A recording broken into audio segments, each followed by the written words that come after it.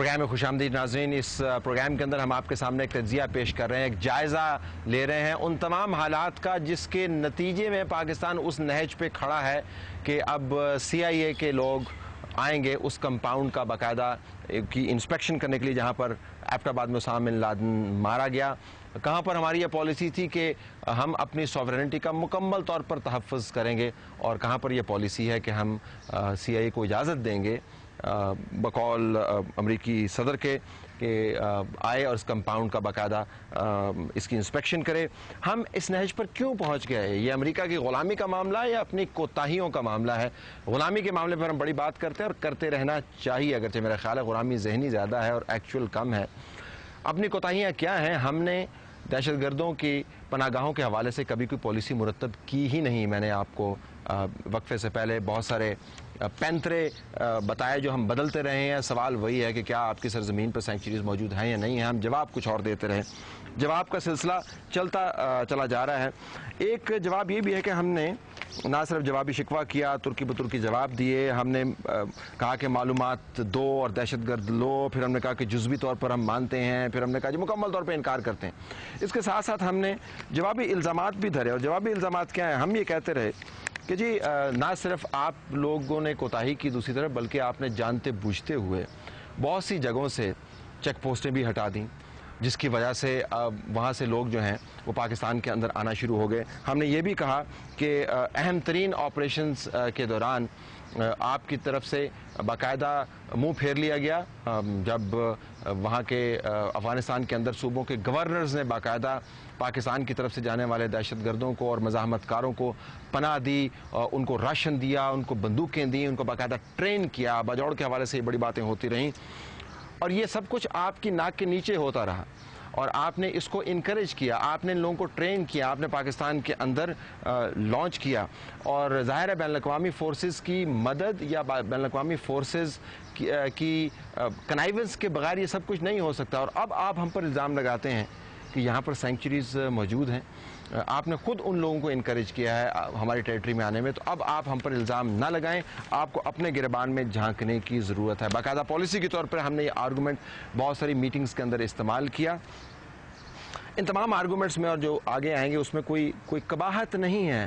میرا نقطہ صرف یہ ہے کہ اگر آپ نے یہ آرگومنٹ کیا, اس کو بطور پالیسی اپنایا, تو پالیسی کو امپلیمنٹ کرنا تھا نا. صرف بار بار بات کرنے سے تو جو بات ہے وہ پالیسی میں کنورٹ نہیں ہو جاتی. چلیں, ہم نے بعض جگہوں پر یہ بھی ایک آرگومنٹ استعمال کیا جب سوال اٹھایا جاتا تھا کہ یہاں پہ سینکچریز موجود ہے, تو ہم لمبی تاریخ بیان کرتے تھے. اس تاریخ کا آغاز افغانستان کی تاریخ کے ساتھ جڑا ہوا ہے, ٹریڈ کے ساتھ جڑا ہوا ہے. ہم یہ بتاتے تھے چلتے چلتے کہ دیکھیں کس طرح افغانستان اور پاکستان کے درمیان ٹرائبز جو ہیں وہ ڈیوائیڈڈ ہیں. ڈیورنڈ لائن, جس کو ہم تو بارڈر کہتے ہیں, افغانستان مانتا نہیں ہے. ڈیورنڈ لائن کے مسائل کی وجہ سے بھی انفلٹریشن ہوتی ہے. پھر ہم یہ بھی کہتے ہیں کہ 80s کے اندر آپ لوگوں نے ان مدارس کو بنایا, آپ لوگوں نے یہاں پر کریکولم ترتیب دیا, آپ لوگوں نے ان کو ٹرین کیا, آپ لوگ ان کو مجاہدین کہتے, آپ ان کو ہولی واریئرز کہتے ہوتے تھے. یعنی اپنی مذہبی تاریخ کا سب سے اہم رتبہ آپ ان لوگوں کو دیتے ہوتے تھے. جب یہ رشیا کے خلاف لڑ رہے تھے اس وقت تو آپ کو سینکچریز یاد نہیں ہیں. یعنی آپ نے خود سینکچریز کا انفراسٹرکچر کریٹ کیا. اگر تورا بورا کی کیوز کے اندر اسامہ بن لادن کا بھی موجود تھا, تو تورا بورا کی کیوز کس نے بنائی تھی؟ باجوڑ محمد ایجنسی کے اندر اگر پہاڑوں کے اندر خندقیں بنی ہوئی ہیں جس کے اندر آرام دہ قسم کی غاریں ہیں جہاں پر لوگ رہ سکتے ہیں, تو سوویت ایرا کے اندر بنی ہوئی ہیں. ہم نے تمام تاریخ کوٹ کی, اور ہم نے یہ بھی کہا کہ ہمیں یہ بھی بتایا جائے کہ یہ لوگ جب یہاں پر آ گئے ہیں اب یہ واپس کس طرح جائیں گے. ٹھیک ہے, ہم ان کو نکال باہر کرتے ہیں, تو ان کی حکومتیں ان کو ایکسیپٹ کیوں نہیں کرتی ہیں؟ ازبکس کہاں پر جائیں گے؟ ترکمین کہاں پر جائیں گے؟ جو چائنیز ہیں وہ ان کی حکومت کیا ان کو واپس لے گئے نہیں؟ عربز جو ہیں ان کی حکومت ان کو واپس لیں گے ہی نہیں. مصری یہاں پر موجود ہیں, افریقن کنٹریز سے لوگ موجود ہیں. تو ہم نے تاریخ کا حوالہ دیا اور اس سوال کا جواب نہیں دیا کہ سینکچریز یہاں پہ ہیں یا نہیں. ہم نے ایک وضاحت کی, تاریخ کا حوالہ نہیں دیا. چلیں, یہ بھی ایک اچھی پالیسی ہو سکتی تھی اگر ہم اس پہ ٹکے رہتے. لیکن پھر ہم نے ایک اور پینترا بدلا, اور وہ پینترا یہ کہ جی ٹھیک ہے سینکچریز ہیں تو صحیح, لیکن اصل میں مسئلہ یہ ہے کہ یہاں پر بہت سے غریب لوگ آباد ہیں. ہوتا یہ ہے کہ جب بہت امیر کبیر ڈالروں سے لدے پھدے عرب یہاں پر آتے ہیں اور وہ آ کر لوگوں پر ڈالر نچھاور کرتے ہیں, دیتے ہیں ان کو پیسے, تو لوگ لالچ میں آ جاتے ہیں. تو یہ کمپاؤنڈ جو وہ خریدتے ہیں وہ لالچ کے ذریعے دے کے خریدتے ہیں. اور اگر ہم نے اس مسئلے کو حل کرنا ہے, ہم نے اس پینترے کے تحت یہ تجویز دی, تو ہمیں یہاں پر ڈیولپمنٹ کرنی ہوگی, ہم نے مقامی لوگوں کے معاشی حالات درست کرنے ہوں گے.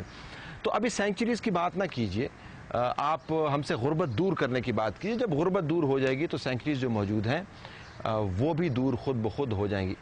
اچھی آرگومنٹ ہے, اچھی تعویل ہے, ہم نے اس کو پالیسی کے اندر تبدیل نہیں کیا. اس وجہ سے تبدیل نہیں کیا کہ ہم نے شاید خود بھی اس پہ یقین نہیں کیا. ہم ناظرین ایک اور بریک لیتے ہیں, بریک کے بعد جب واپس آئیں گے آپ کے سامنے تو تجزیہ پیش کر رہے ہوں گے ان معاملات کا جس نے ہم سب کو ایک افسوسناک صورتحال سے دوچار کر دیا ہے. کہاں پر ہم یہ کہتے تھے کہ ایک فوجی بھی ہماری امریکی فوجی سرزمین پر قدم نہیں رکھے گا, کہاں پر ڈرون اٹیکس کے بعد, اسامہ بن لادن کے آپریشن کے بعد اب نوبت یہاں پر پہنچی ہے کہ ہم ان کمپاؤنڈز کی انسپیکشن کروانے پر بھی تیار ہیں خبروں کے مطابق جہاں پر اسامہ بن لادن رہا ہے.